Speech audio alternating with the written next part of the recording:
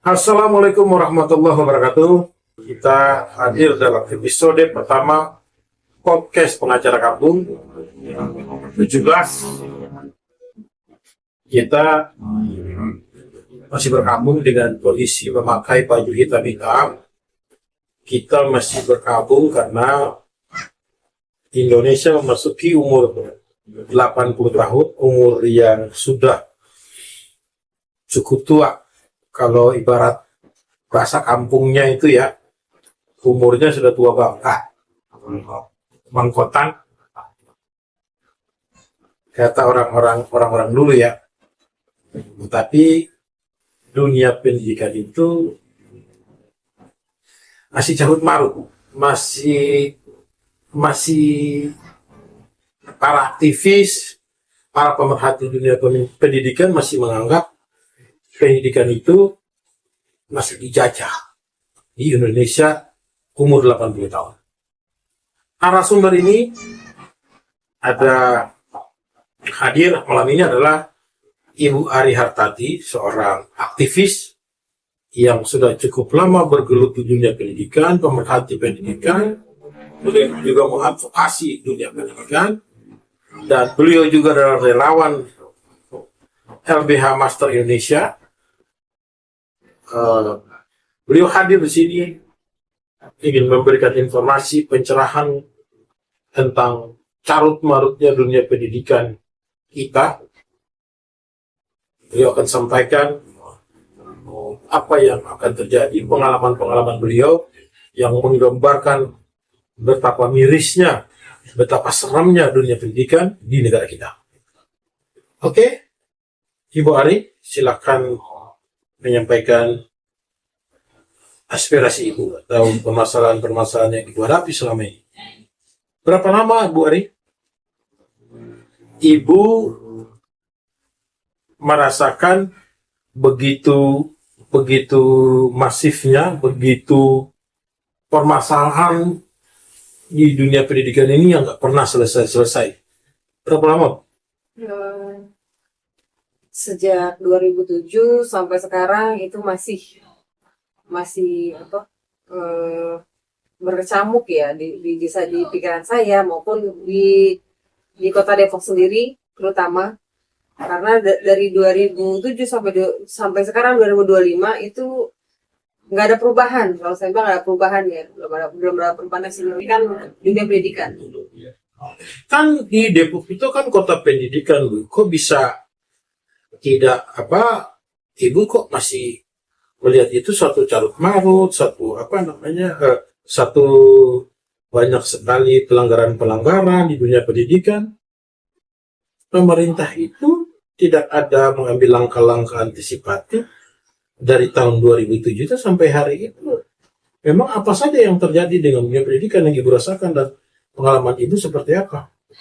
Ya, dari 2007 sebelum anak saya bersekolah, saya sudah mendengar secara langsung dari teman-teman dan rekan-rekan saya, ya itu dari almarhum, dari sebut namanya atau almarhum saja lah di kota Depok ini yang pemerhati dunia pendidikan dari Korpenas dan Korpedik, itu sudah menyikapi masalah-masalah pendidikan di Depok, terutama pungutan liar, masalah seragam sekolah, ataupun juga masalah buku-buku yang diperjualbelikan di sekolah. Baik, apa langkah-langkah yang dilakukan oleh aktivis tersebut dari Korpedik atau Korpenas itu dalam menyampaikan aspirasi dia? Adakah temuan-temuan pidana, gratifikasi, dan lain sebagainya sehingga membuat suatu laporan pidana kah atau gimana? Korpenas maupun Korpedik sudah melaporkan pidana kepada para guru maupun kepala sekolah. Pidana gratifikasi atau pungutan? Gratifikasi dan pungutan, karena banyak sekali di sekolah-sekolah, khususnya sekolah negeri karena yang banyak temuan di negeri karena banyak peraturan perundang-undangan yang diikat secara khusus di negeri. Nah, itu banyak sekali gratifikasi. Oke, berarti dari tahun 2007 sampai hari ini berapa tahun? 2007 ke 2025 kurang lebih 18 tahun. 18 tahun ya. 18 tahun. 18 tahun di kota pendidikan, kota Depok, itu terjadi carut marut atau maladministrasi yang dilakukan oknum-oknum guru dan kepala sekolah terhadap para murid ya. Oke, kemudian selanjutnya apa yang Ibu rasakan pasca 2007 itu? Yang lebih terasa itu pada saat kapan? Pada saat anak saya memasuki sekolah SD, di awal SD sudah terasa karena banyaknya pungutan liar seperti uang kas digunakan bukan hanya untuk keperluan sekolah saja, tetapi digunakan juga pada saat akhir tahun maupun per semester ada pembagian rapor bisa digunakan untuk bingkisan dan tanda mata untuk guru. Berawal dari situ. Kemudian ada juga pembelian buku yang harusnya dulu di zamannya anak saya kelas 1 itu kan sudah masuk kurikulum baru. Kurikulum baru itu namanya Kurtilas atau kurikulum 13. Sebelumnya ada kurikulum lama dan kurikulum baru. Dan di kurikulum 13 itu pada saat pembagian buku itu ada kolom kecil di belakang di halaman terakhir itu milik negara tidak diperjualbelikan, tapi pihak sekolah bukan pihak sekolah ya, mungkin oknum gitu. Kita pakai oknum di sini. Oknum memperjualbelikan buku itu, buku paketnya maupun buku LKS. Jualnya di dalam sekolah atau di mana? Jualnya justru itu yang menjadi saya menggelitik ya, karena jualnya itu bukan di lingkungan sekolah, tetapi di tempat terpencil, sepi, nggak ada, jarang orang lalu lalang. Di situ ada bubuk dan diperjualbelikan di situ. Hanya dari mulut-mulut orang tua murid, dunia di sana. Nah, jadi kita terjun ke sana. Apakah ada hubungan penjual buku itu dengan pihak sekolah? Kemungkinan besar ada, karena pihak sekolah lah yang menyampaikan ke salah satu kelas belinya di sana, sehingga semua orang tua murid itu tertuju ke sana. Oh, jadi ada arahan dari mereka? Iya. Beli buku di sana, di suatu tempat gitu ya? Betul. Sehingga mereka itu ada yang mengumpulkan atau kemudian ada yang menyuruhnya ke tempat tersebut atau bagaimana? Menyuruh, bukan mengumpulkan ya, tapi memang sudah tertata rapi, sudah terencana, terkoordinir jualnya di sana, sehingga kita semua ke sana. Setelah itu apa yang Ibu lakukan ketika Ibu menemukan peristiwa tersebut? Pada saat itu terhadap pihak sekolah? Sebenarnya saya sudah mengetahui ya, artinya buku ini memang gratis, tidak diperjualbelikan, sehingga saya mencoba untuk datang ke sana dan saya menemui langsung, memang ada, dan saya pada situ juga untuk menemukan bukti, saya membawa kwitansi dari rumah yang sudah saya persiapkan untuk membeli buku tersebut di sana. Ternyata memang ada penjualan buku, yang menjual juga ada, tetapi pada saat saya minta kwitansi, dia nggak mau. Awalnya dia nggak mau, dia takut. Akhirnya saya bilang, loh saya kan penjual, saya pembeli. Kalau pembeli itu boleh saja minta kwitansi karena buat tanda terima saya. Akhirnya dia dengan terpaksanya kwitansi saya diambil dan dia tulis tangan. Apakah modus yang dilakukan pada saat waktu itu, pada saat anak Ibu masuk sekolah di tahun 2000 berapa? 12. Di 12 itu terjadi juga di tahun 2007 yang dilakukan teman rekan-rekan aktivis Forpendi menyikapi permasalahan ini sama. Penjualan LKS atau buku itu dilakukan di tempat yang terpencil, kemudian orang-orang tua murid diarahkan ke tempat tersebut untuk membeli buku. Ya, memang ada seperti itu. Ada juga yang ditujukan ke salah satu toko yang sudah terkoordinir mungkin ya. Jadi disebutkan di toko A misalnya. Oke, kemudian Ibu kemudian melakukan langkah apa setelah mengetahui adanya upaya-upaya sekolah untuk menjual buku dan LKS? Apa sih? Pada saat itu saya beserta suami maupun saya membawa anak saya juga. Pada saat itu kita mendatangi Kemendikbud. Pada saat itu kita disambut dengan baik. Justru Kemendikbud memberikan apresiasi kepada saya karena Kedatangan ibu dengan apa? Dengan demo kah atau dengan ya pada saat itu kami demo oh, dengan apa ya, membawa poster-poster kecil dengan tulisan-tulisan dengan coraknya warna-warni supaya terlihat lebih menyolok sehingga terbacalah sama mereka-mereka yang melihat kami pada saat itu. Akhirnya kami diterima dengan baik di sana. di distrik Depok tidak ibu melaporkan hal tersebut? Ya, karena kami juga melaporkan karena tidak ada tindak lanjut. Akhirnya kami langsung ke Kemendikbud pada saat itu. Ke Kemendikbud, saya ceritakan kronologisnya, saya membawa bukti-buktinya, sehingga Kemendikbud itu baru mengetahui bahwa ada, kalau dari atas itu benar pembagiannya, cuma di pertengahan jalan kalau kita nggak kawal ya seperti ini jadinya. Jadi ada bahasa seperti itu dari Kemendikbud. Nah, Kemendikbud itu juga mengapresiasi kepada kami pada saat itu. Dia sangat senang sekali kalau saja seluruh masyarakat Indonesia seperti kami, mungkin jalannya akan mulus gitu loh, karena terpotong ini terus tidak ada yang berani melapor, tidak ada yang berani bersuara, sehingga Kemendikbud tidak tahu gitu. Oke. Pasca Ibu Ari mendatangi atau melakukan demonstrasi di distrik Depok maupun di Kemendikbud, kemudian apa respon mereka terhadap pihak sekolah? Alhamdulillah setelah kami menyampaikan aspirasi kami ke Kemendikbud, sehingga Kemendikbud kemungkinan berkoordinasi dengan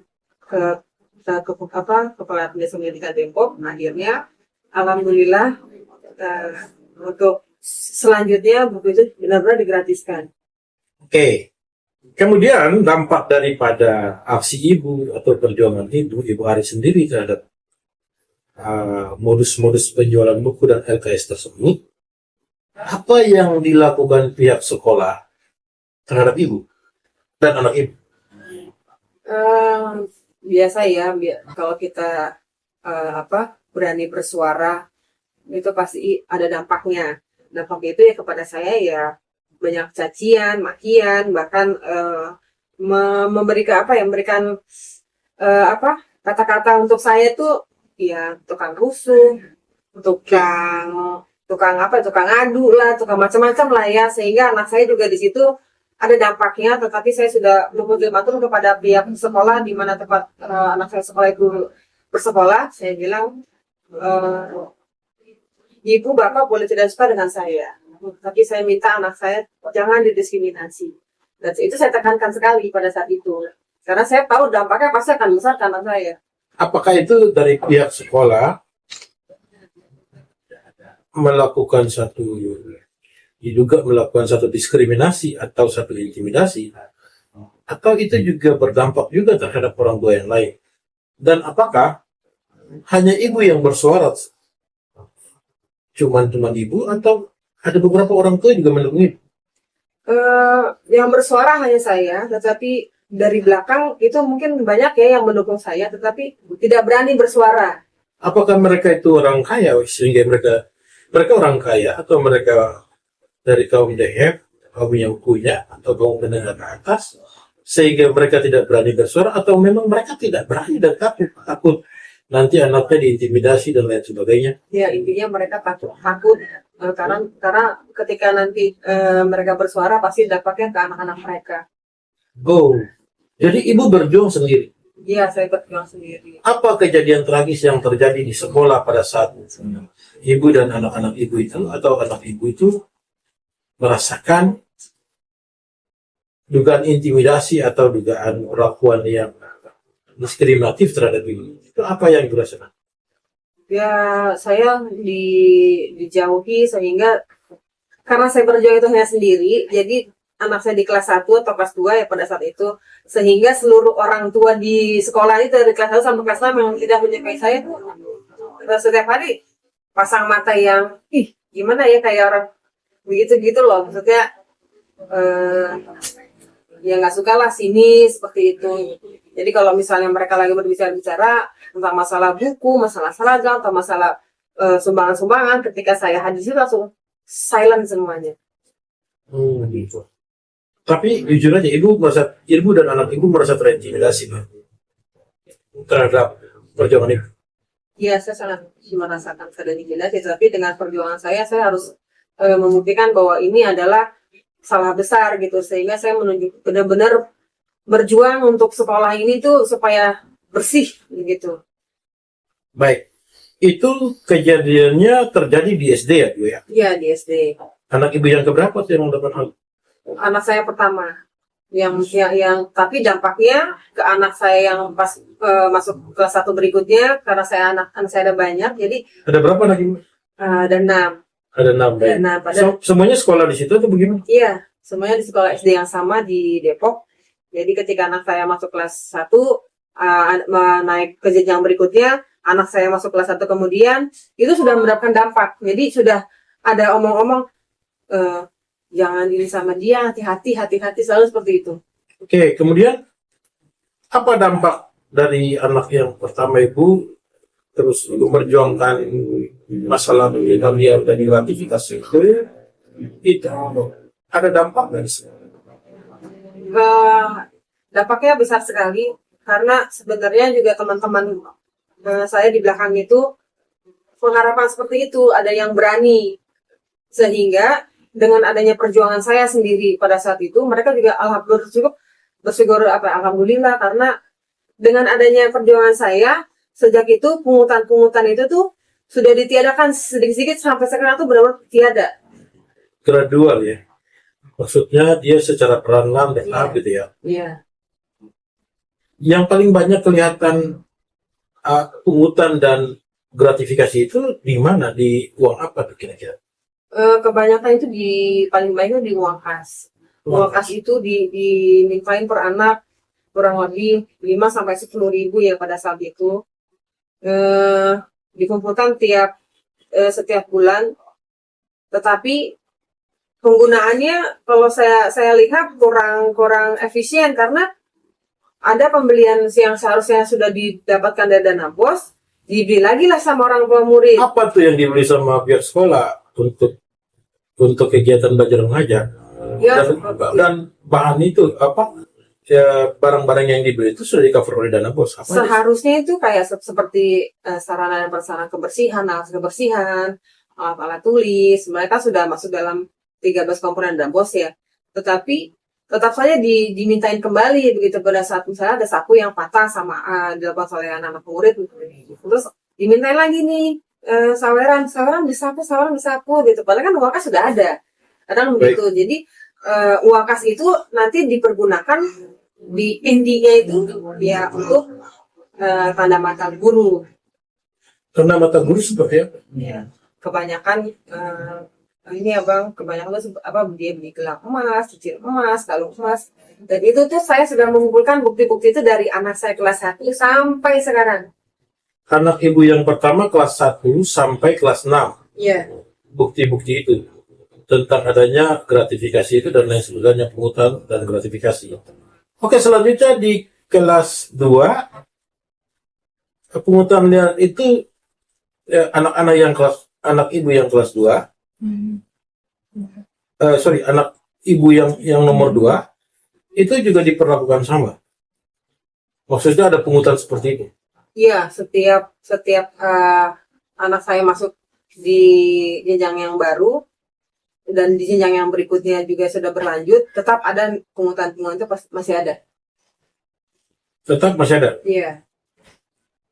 Namun buku-buku yang tadi masih dijual nggak, LKS dan lain sebagainya? Sampai hari ini dari mulai tahun 2012 anak ibu yang pertama sampai sekarang LKS dan buku itu masih dijual. Alhamdulillah semenjak perjuangan perjuangan kami ya, karena saya tidak sendiri pada saat itu, semenjak itu benar-benar buku dan LKS digratiskan sampai sekarang. Sampai sekarang. Iya. Oke. Tetapi pungutannya masih ada. Pungutan uang kas itu masih ada. Masih ada sampai sekarang. Dan itu yang lebih ekstrimnya di jenjang, setiap jenjang SD mungkin sekian, nanti di SMP lebih tinggi, di SMA lebih tinggi lagi gitu. Dan itu bahkan ada kelas yang dibayarkan oleh anak, ada juga kas orang tua gitu loh. Padahal kan ini yang sekolah kan anak murid ya, anak-anak yang bukan orang tua ya, tapi dia bikin kas orang tua sendiri gitu. Dan mereka juga kegiatan sekolah. Baik, kemudian pungutan itu tuh ibu rasakan di anak ibu yang keberapa sampai pungutan itu masih tetap langsung? Di anak saya pertama, karena kan anak saya pertama kan sudah melalui tahap SD, SMP, SMA. Nah, di situ saya melihat yang signifikan sekali, yang besar sekali itu yang di SMA itu. SMA, memang Ya, ada apa di SMA? Pungutannya lebih besar? lebih besar. Satu, Kenapa? nominalnya lebih besar. Kedua, di sekolah itu, di sekolah negeri itu membuat ada kas anak murid, ada kas orang tua. Wow, Begitu. itu ya. Ya. Terus kemudian itu juga ibu berupaya untuk menegur pihak sekolah dan lain sebagainya agar supaya pungutan tersebut ditiadakan baik di SMP, di SD, SMP maupun SMA. Ibu sampaikan itu juga ke pihak sekolah. Kalau ke pihak sekolah secara langsung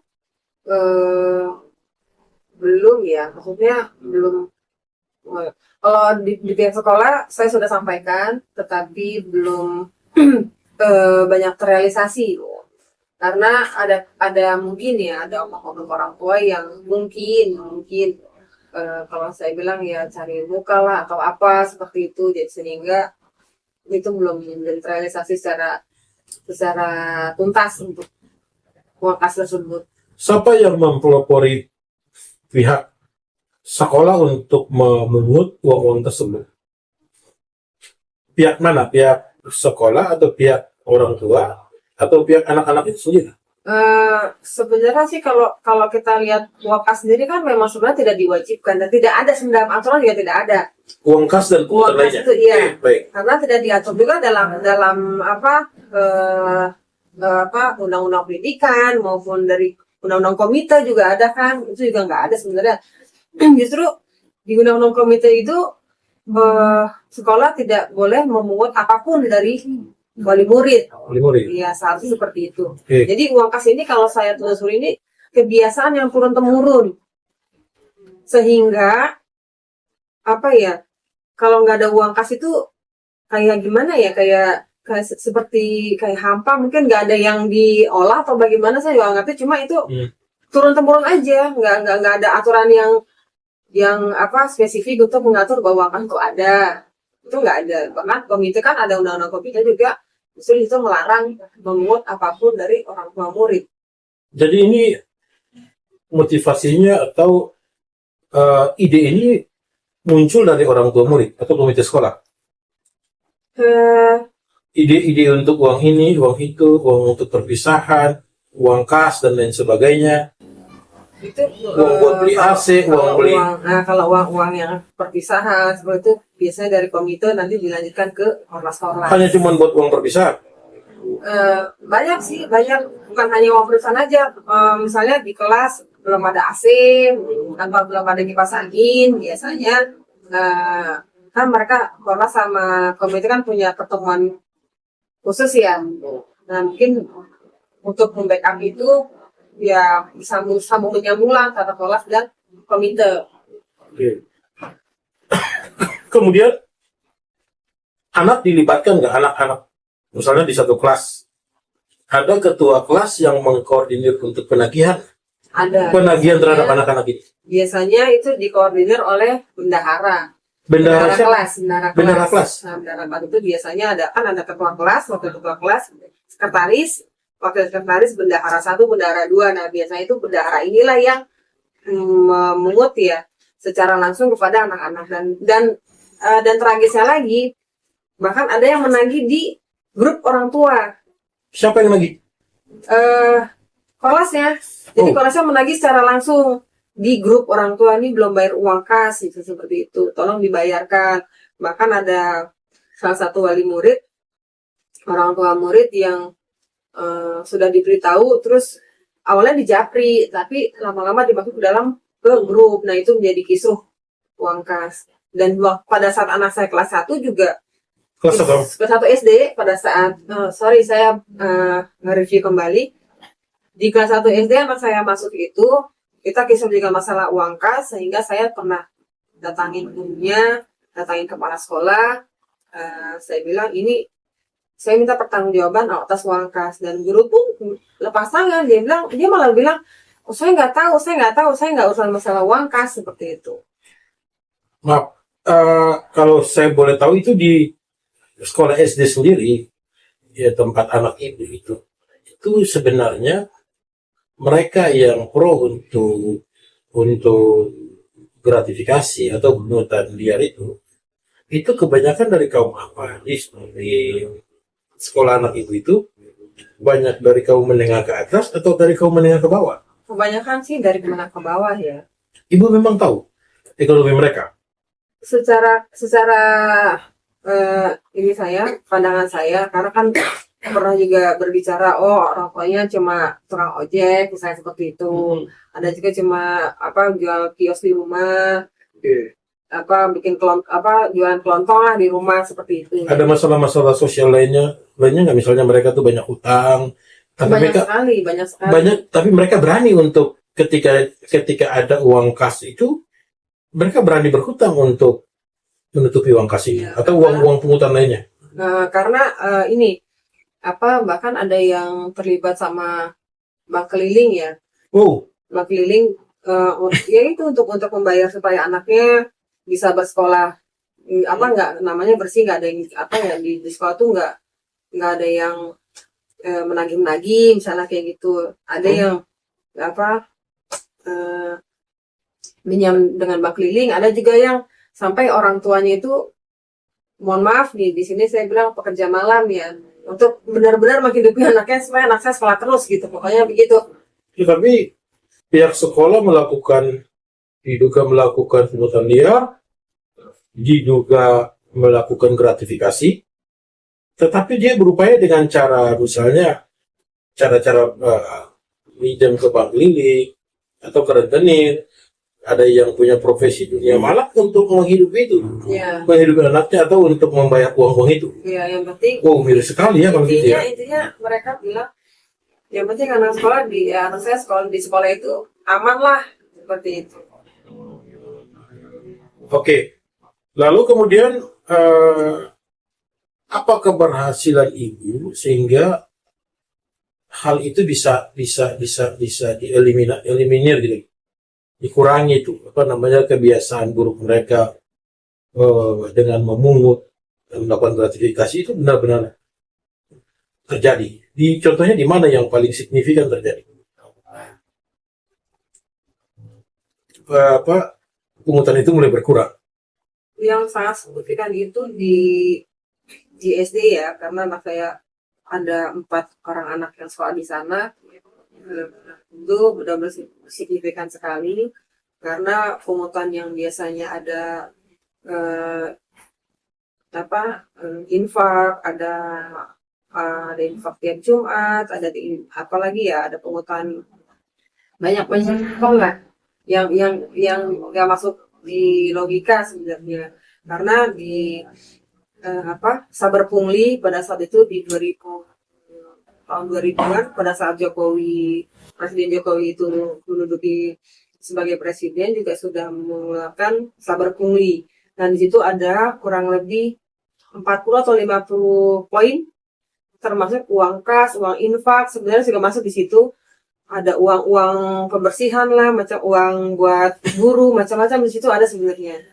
Dan mungkin yang memperhatikan itu hanya sedikit orang, sehingga yang sedikit ini ketika berusaha untuk merealisasikan yang kecil-kecil ini, yang justru kita lah yang dimusuhi sama sekolah maupun sama kelas-kelas maupun komite-komite. Padahal ini aturannya sudah ada. Baik. Gebrakan ibu dalam memberantas pungutan liar atau gratifikasi di sekolah itu yang paling signifikan itu di mana? Di SD, SMP, atau SMA? Baru-baru ini? Baru-baru ini di SMP juga iya, karena Di SD itu di SD itu apa yang paling signifikan? Entah itu perpisahan, terus apa namanya perpisahan, terus akhirnya juga jadi atau gimana, ada nggak? kalau perpisahan, saya sangat sebenarnya kami juga selalu apa ya, berkoordinasi dengan guru-guru kalau bisa tidak dilaksanakan atau ditiadakan, karena juga perpisahan juga sebelumnya itu memakan biaya sangat besar. Ada wisuda? Wisuda tidak ada. Enggak, maksudnya ada sempat diajukan wisuda nggak? Ya, Tersebut protesnya? sebelumnya sudah direncanakan untuk wisuda, untuk perpisahan. Kapan itu, Bu? Kapan? Di tahun Di tahun lalu atau tahun ini? di tahun lalu juga sudah ada, tetapi apabila pada saat kita juga ingin memberantas itu, sebenarnya bukan memberantas ya, mengeliminasi sebenarnya untuk wisuda itu, karena menurut kami sendiri wisuda itu tuh diperuntukkan untuk nanti ketika di perguruan tinggi. Yes. Seperti itu. Nah, Tapi ini SD dilakukan? ya dari TK, bahkan dari TK sudah ada wisuda, dari TK, SD, SMP, SMA itu sudah semuanya. Jadi gebrakan ibu mendahului Bapak Aing ya, Pak KDM ya, Kang Deddy Mulyadi ya, Ya. sebelum dia melakukan gebrakan itu. Sebelum melakukan Ibu sudah melakukan itu? Sudah melakukan itu, Luar tapi biasa. alhamdulillahnya ketika Bapak Aing atau Bapak KDM ya, alhamdulillahnya sudah menjadi Gubernur Jawa Barat, di mana Depok juga menjadi bagian Jawa Barat. Alhamdulillahnya ketika gebrakan itu hadir, sehingga di SD, dari SD, SMP, SMA di sekolahan anak saya itu benar-benar ditiadakan Terutama di SD. di SD. Baik. Oke. Pemirsa, terima kasih Ibu Ari, narasumber luar biasa, pejuang atau Sri Kandi kita, Sri Kandi LBH Master yang sangat luar biasa. Berpuluh tahun beliau berjuang untuk menegakkan keadilan dan menegakkan kebenaran di lingkungan pendidikan. Dan hari ini dengan simbol hitam-hitam ini, pengacara kampung dan para aktivis yang kami undang sebagai narasumber ini menyampaikan keluh kesah mereka, rasa jeritan yang ada di beliau. Hari ini bahkan banyak juga para orang tua yang tidak menghendaki hal itu, tapi sebenarnya mereka tidak dapat berbuat apa-apa karena mereka sebagai subordinat antara atasan dan bawahan, antara yang memimpin mereka dan anak-anak mereka, sehingga apa boleh buat jika mereka tidak punya pengetahuan, keilmuan, serta keberanian. Perkara ini, perkara pungutan liar, perkara gratifikasi di Dikdasmen, Sekolah Pendidikan Dasar dan Menengah, bahkan yang terjadi di Kota Depok bisa juga terjadi di daerah-daerah lainnya. Dan kita berharap agar pemerintah itu bisa lebih tegas bersikap dan berupaya untuk